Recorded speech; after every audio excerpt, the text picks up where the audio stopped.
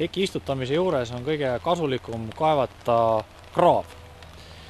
Ja kui meil nüüd on kehva muld, selline liiva, mingid sodi sees, siis me võiksime see kraavi kaevata ja selle kehva mulla sealt asendada siis mõne sellise parema ja viljakama mullaga. Seda on kindlasti nagu hea teha, et kui on ikkagi kehva muld ja sinna me istutame heki maha, siis seal see hekk lihtsalt kasvama ei hakka. Teine asi on see, et kui meil on väga selline rohune see koht, kuhu me tahame hekki rajada, siis selle rohukamara peaks kindlasti sealt ära võtma. Et kui see noor hekk meil hakkab võistlema umbrohuga, siis ta esimestel aastatel kipub kaotajaks jääma ja hekk kasvab õige aeglaselt meil. Sageli küsitakse ka seda, et kui suur ja lai see kraav siis võiks olla. No eks ta ongi vastavalt kuidas mullale, et ütleme 30-40 sentimeetrit sügavust laiust võiks olla niimoodi tavapärane.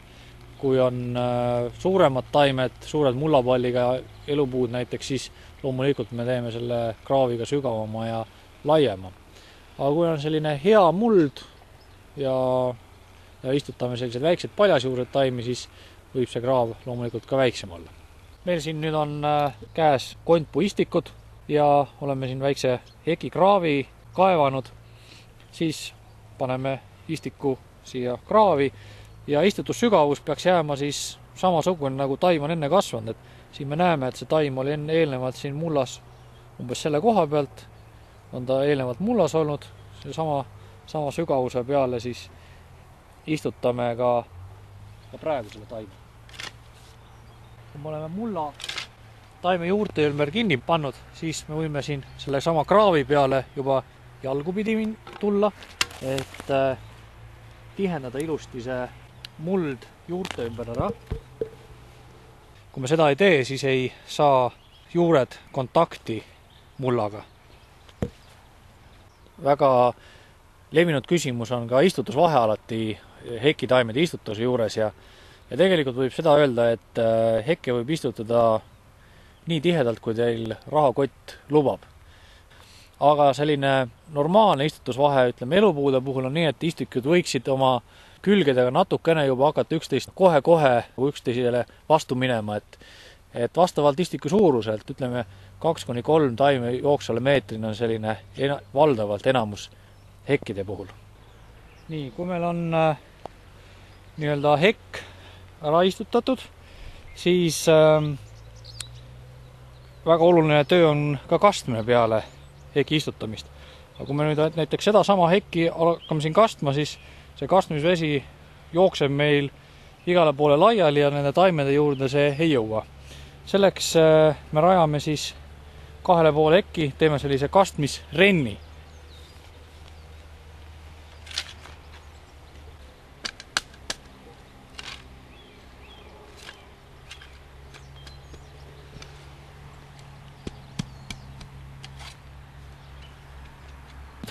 Nüüd, kui me siia nüüd vett valame, siis see vesi kõik jõuab taimeni ja kuskil ei jookse ümber ära. Et see on kindlasti väga soovitatav teha ja pärast hiljem, kui me suvel kastame, siis on kindel, et kõik vesi jõuab taimeni. Aga nüüd kõige tähtsam moment heki juures, eriti just paljasjuurete taimede juures, on siis istutusjärge tagasi lõikamine. Ja sellest sõltub nüüd see, kui tiheda heki me pärast hiljem endal aias saame. Aga tegelikult on niimoodi, et kui me nüüd näiteks selle taime siin lõikamata jätame, siis sellel suvel kasvavad siit ülevalt võrsed välja selle koha pealt, siit ja siit ülevalt tipu osast.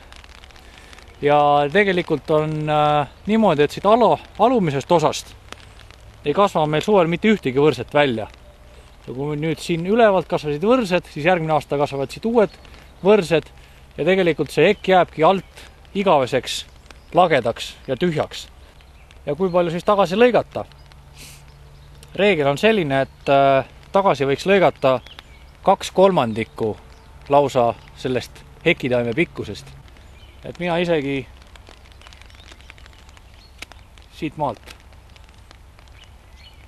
Kui tegemist on kontpuhekiga, siis temal on vastakad pungad, siis võiks vaadata siit, et väga pikki tüükaid ei jää, et siin on 2 punga näha, et siit punga pealt. Isegi lõikame veel. Võtame veel vähemaks. Mida rohkem me peale